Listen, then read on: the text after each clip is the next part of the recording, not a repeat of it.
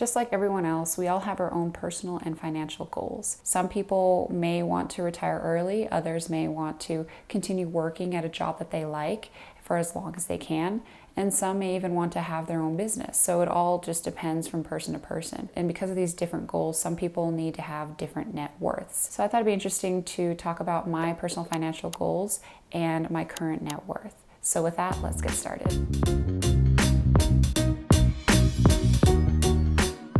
Hello, my name is Sarah. I'm a computer engineer, and this channel covers all things engineering, personal finance, and personal development. At first, I was someone who didn't really know anything about money or finances, and as soon as I started working full-time, I realized that I didn't want to do that at all. And this realization opened my eyes to the financial world and what all is involved when it comes to saving enough money to retire. And this is when I came across the FIRE movement, which stands for Financial Independence Retire Early. And I did make a video about this on when I want to retire and how much, so I'm not going to spend too much time on that in this video, but you can always click on the top right if you want to watch that. My financial goals are to have $1 million by the time I'm about 32 years old. My initial goal was to be 30 years old. I'm currently 26, so another 4 years. However, as the time goes on and as I'm working in my job, I'm realizing that that's not as feasible unless I want to increase the income by working more hours. And to me personally, I don't think it's worth it. I'm willing to spend another couple years working at the current job that I'm at and spending more time doing the things I want instead of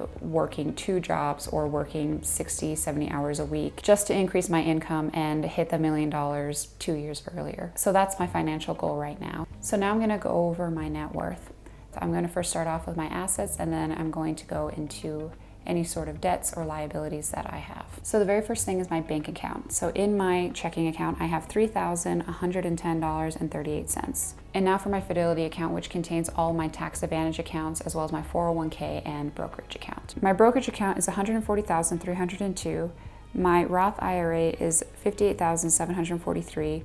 My rollover IRA is $28,495, and my 401k is $160,455. And then in my HSA, I have $10,581. And now I do have a Robinhood account, which I opened up maybe 5-6 years ago, and that's where I just was initially starting in terms of investing and everything like that. But in that account, I have $4,317. Now some other assets I have is a 2017 Honda Civic hatchback, and I think that's going for about 12 grand, maybe 13. I haven't even looked it up.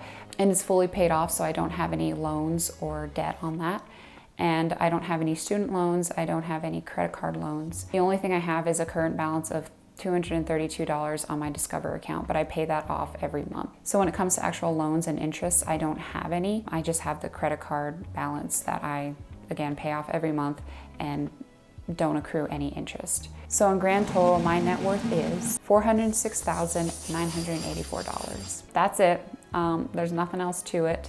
And again, my financial goal is to be a millionaire by the time I'm 32, 26 now, so another 4, 5, 6 years. I'm hoping that I'll have $1 million by then, and that's given that I am working at the same job and I get the usual pay increases and keeping up with inflation and continue investing. Hopefully, if I'm able to continue this lifestyle for the next 5-6 years, I'll be able to hit $1 million.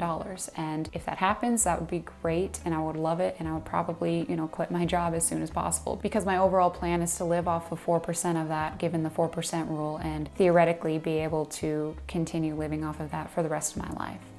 But yeah, that's where I'm at. That's my current status. I hope this was somewhat insightful at the very least, and kind of give some transparency for those who are also wanting to achieve their financial goals and are tracking that. So yeah, I hope you guys find this video helpful and useful, and if you did, please give it a thumbs up. And if you have any other questions or want me to go into more detail about any of this, please let me know in the comments down below. And yeah, thank you for watching.